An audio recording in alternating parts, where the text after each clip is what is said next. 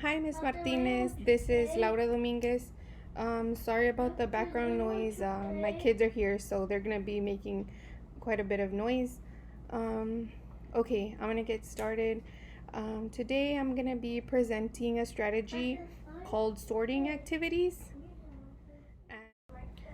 The rationale for this strategy is that it requires students to sort objects, words, phrases, and sentences according to a set of parameters or different categories. Students are able to manipulate different things and sort them into their corresponding um, area. Um, this strategy, you can use it or it can help in all content areas. Like this strategy is suited for all content areas because of the different things that students can sort um, in a classroom. Some examples of things students can sort in a classroom based on a content area would be maybe for math. Students can they can sort out, let's say, even numbers and odd numbers if they're learning what even numbers are and what odd numbers are, or let's say prime numbers, whole numbers, things like that. They can sort them out. In science, they can sort out, let's say um, they're learning about animals and the types of animals, like what they eat, like for example carnivores, herbivores, and omnivores. Students can get pictures, or they can even themselves make a chart and start sorting them into like a graphic organizer or just a simple page, and they divide it into different sections and they can sort out the animals in their corresponding category. And for smaller children, maybe pre-K, where they're learning the alphabet, they can sort out the capital letters and their lowercase letters. They can sort them into where they belong, in the category where they belong. um, this strategy can also be very helpful for students who are bilingual or they're learning a second language. Say they might be in a district where it's an early exit district and they're trying to get them to learn English as soon as they can in an early grade level. The area of language acquisition that helps this bilingual student would be in reading and writing, because whatever is put on this activity, they can use it later on in maybe homework or things that they need to do on their own in their writing or even um, in their reading activities. This work is usually put up on word walls, um, where teachers can put high frequency words, or they can also put, say, pictures, like I was saying for the animals, or maybe the chart on butcher paper, where on one side they have capital letters for smaller children, and then on the other side of the butcher paper they'll have lowercase letters. That way when students are writing and they say, oh, I need to write a name, oh, a name starts with a capital letter, they can look back at the chart that the teacher made and be like, oh, look, that's how capital A looks, so okay, let me draw the capital A.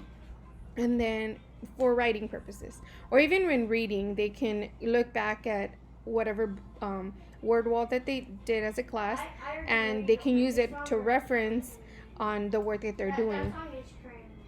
um, this activity, step by step, this at first this the teacher, she would need to identify the skills that the class is practicing and the how they're going to sort them. For example, for let's go back to how I was talking about the animals, the sorting of the animals. The teacher would tell them, okay, look, class, what you're going to do today is you're going to grab a sheet of paper and you're going to divide it into 3 equal parts. You're going to hold the paper vertically and make 2 lines so you can separate the paper into 3 categories. At the top of the paper, you're gonna go ahead and label the paper in each category. So right here, I'm already explaining the activity, which is part 2 of the activity, where you're telling the student how you're gonna separate or how you're gonna run the activity. On step 3, you're gonna set up a routine of how the student has to execute the activity that you're having them do, and you're gonna tell them the requirements, which would be explaining to them why they're doing this activity and how they're gonna accomplish doing the activity properly and being sure that they got each section right. The 4th step is assessing the student's progress and their understanding. The way the teacher can do this is by walking around the classroom and observing how the students are how they're doing as they work on the sorting activities. And well, towards the end, the teacher can grade the papers. If they are doing an activity on sorting just itself, the teacher can grade the individual work.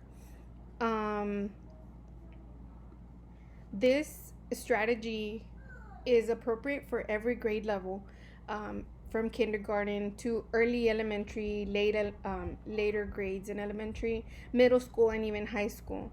And this is because of the same thing, going back to what content areas you can use it in.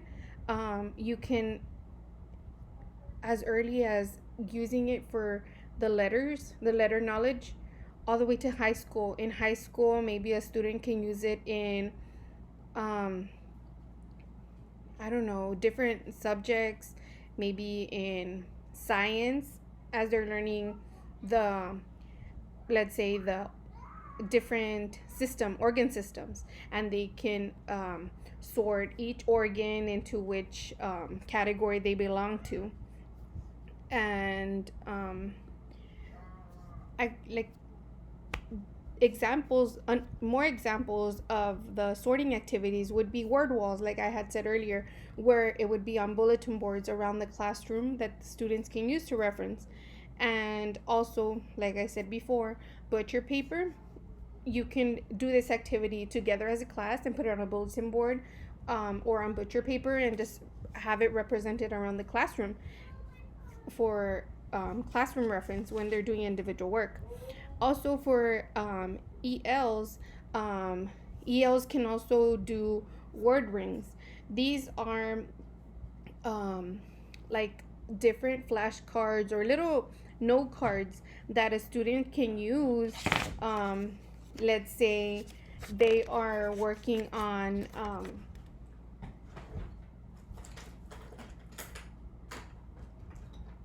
let's say they're working on let's say carnivores. They would write down the word carnivores on the note paper, and then they would write carnívoro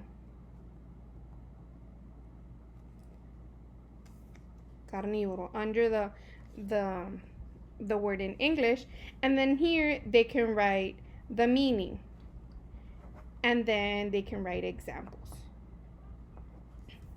They can write it in English, then in Spanish, then the meaning and examples. Maybe they can even draw a picture that way. And then they can use it, this activity, they can use it as they read their textbook or as the teacher reads out loud. They can be making their own flashcards. And then at the end of the lesson, the teacher can go around the classroom. And for the ELs, they can go ahead and give them a hole puncher, and they'll hole punch the note cards. That way the students can keep them on a ring, hence the word rings. And they're student made. The student will make their own little flashcards to help them in the future to reference back to their work whenever they're doing independent work. Now I'm gonna go ahead and put my activity to practice. I'm gonna be using this activity with a third grader in sorting out, like I said earlier, which would be animals on carnivores, herbivores, and omnivores. And this activity, I will also be using it for my son. He's 5, he's in pre K, so we're going to use this activity on sorting out letters in capital letters and lowercase letters. Let's see how it goes. Okay, now I'm going to go ahead and demonstrate how you can use sorting activities with children as young as pre-K. The way you can use sorting activity for pre-K, it can be with uppercase and lowercase letters. You can have, usually teachers would have a bulletin board with the ABCs on them. They can either have the ABCs written together, side by side, capital and lowercase together in the ABCs in order. Or if you want to do an activity like such as sorting, you can have the students interact with you in creating your own bulletin board of capital letters or uppercase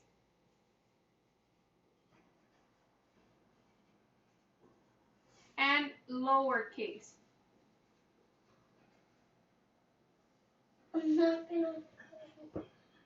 Okay, I'm gonna go ahead and have Sebastian here help me in sorting capital and lowercase letters.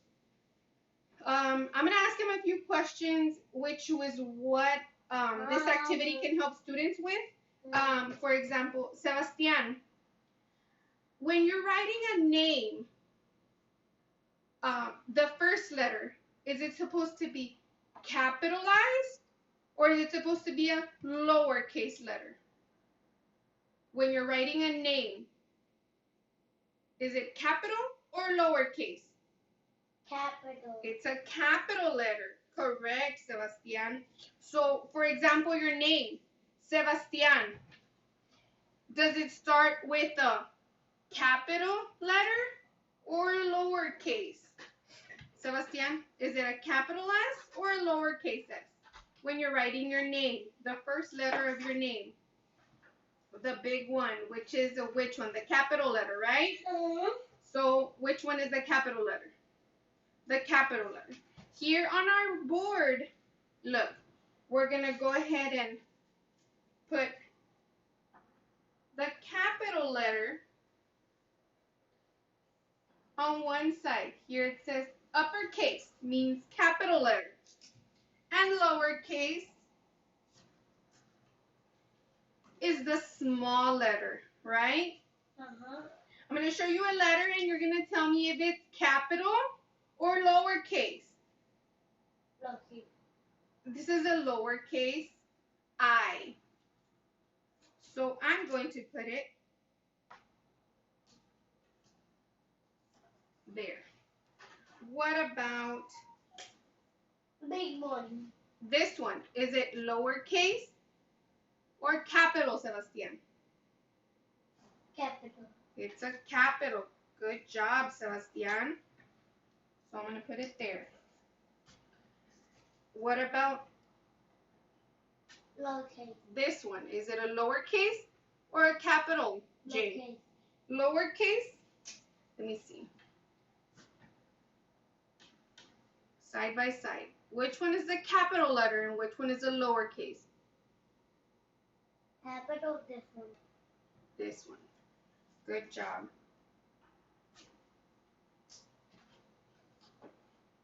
I told you. So this one is the lowercase. And we would go on to sorting out the whole ABCs. Usually a teacher will start with the letter A, just so they can have that frequency or that consistency of the order of the alphabet. And we can hang this as a bulletin board in the classroom for the students for students to reference back to them whenever they're doing an activity. For example, today I'm gonna have Sebastian doing an activity where he's gonna look for the lowercase letters that correspond to each of the capital letters. Okay, Sebastian, what I'm gonna need you to do now is on the top of the paper, you see here the capital letters, right? So on the bottom, we have the lowercase letters. So I'm gonna need you to cut out each letter and place it. You're gonna glue it where it belongs, so it can be paired up with the capital letter, okay? So I'm gonna need you to cut. Go ahead and cut, and you're gonna glue. And while he's doing that, he's gonna be doing the activity. It's gonna be for individual work. The students, that's fine. The students can go ahead and use this or the bulletin board that they have on the classroom to help them with the individual work. And like I did,